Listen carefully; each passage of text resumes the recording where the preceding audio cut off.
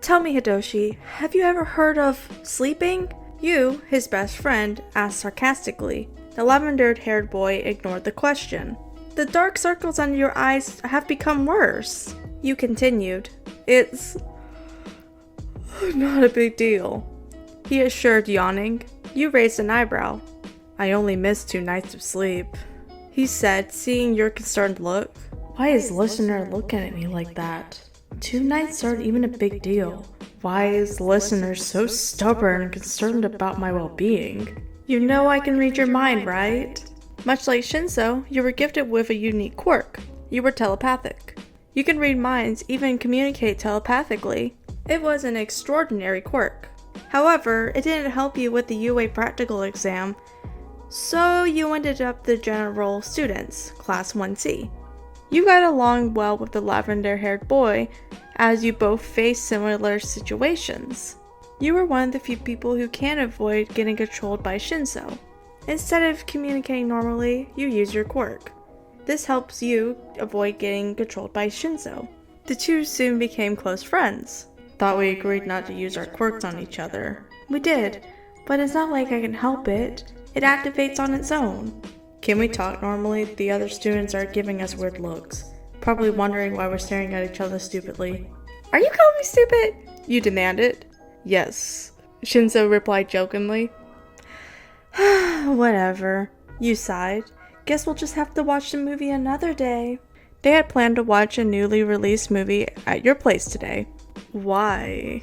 Hitoshi questioned. You look like you're gonna pass out without sufficient sleep. You start rolling your eyes at the obvious fact. I'm not. We'll postpone it, but... The bell sounded, signaling the start of class. The conversation was ended midway as they returned to their respective desks. The day went by quickly. Nothing extraordinary happened. This is class 1C after all. Shinso approached you, who was about to leave the classroom. I really think you should go home and rest, you said when you saw the boy. But I'm not tired, he whined. This is getting ridiculous. Oh, so caring about your health is ridiculous? You snapped back. Please stop being so rude. What did you Oh. His eyes broadened as a smug smirk plastered on Shinso's features. The next thing you knew that you were in front of your house. Hitoshi beside you. So are you gonna let me in? He asked, smirking. What in the world, Hitoshi? You exclaimed. I thought we weren't gonna use our quirks against each other. We're even now, he said. Rolling your eyes, you opened the front door and let Hitoshi inside. They made themselves comfortable on the couch, complete with blankets and snacks.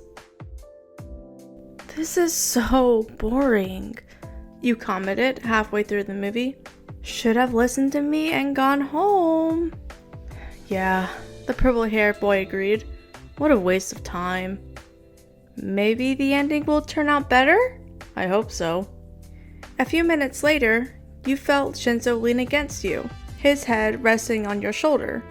His purple hair brushing against your cheek. You blushed at the sudden action. Your flushed expressions turned into a softer one when you saw the boy had fallen asleep. The movie being played in the TV is now merely background noises. You didn't move, afraid that your actions might awake the boy. You looked at him, observing his soft features. He must have been very tired to fall asleep like that, yet he still wanted to keep his promise of watching this movie together. He might seem mean and intimidating, but he can be such a sweetheart. You placed a soft kiss on his forehead. Listener. You pulled back, startled to only realize that Hitoshi was mumbling in his sleep. Wait, did he just say my name? Curious, you continued to look at him, waiting for him to say more.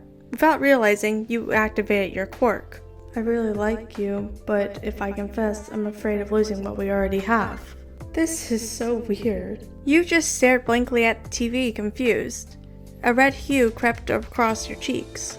Was Hitoshi dreaming or subconsciously thinking? Is that even possible? Wait, is he even thinking about me?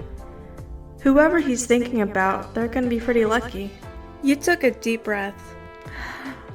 I really like you. Ever since the beginning, I had a huge crush on you. Maybe one day I'll be brave enough to say it out loud. I mean, not when you've fallen asleep. What am I doing? Acting like an idiot and confessing to a sleeping person? If my parents walk in now, they'll think I'm nuts. You giggled to yourself. What a shame. I thought it was really sweet. The sudden outburst startled you. His eyes were closed, yet he was smirking, still resting his head on your shoulder. You gasped and covered your face with both of your hands in embarrassment. Hitoshi chuckled at your reaction. Oh, come on, listener. He took your hands away from your face, cupping them in his and making you face him. Your hands were smaller compared to his, yet Shinso couldn't help to think that they fit perfectly in his. You avert your eyes, pink coating your cheeks. You were awake this whole time? Why were you pretending to be asleep? You managed to say. I meant what I said. He replied, reassuring your question. I'm pretty sure the only reason I confess now is because I'm sleep deprived. I heard that. If you weren't red enough before, you surely were now. You're really cute when you get all flustered like that. Stop teasing me, you said, pouting. Chuckling, he leans towards you and planted a kiss on your cheek, waiting to see more of your flustered state.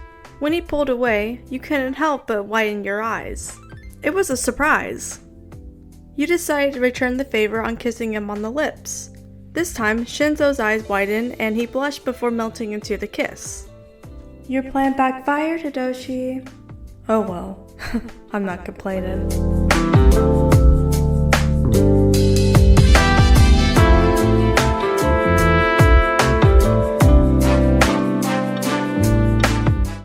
This is my outro for now, because it was copyrighted and I didn't know. Pew pew pew pew pew pew pew pew pew pew pew pew pew pew pew pew.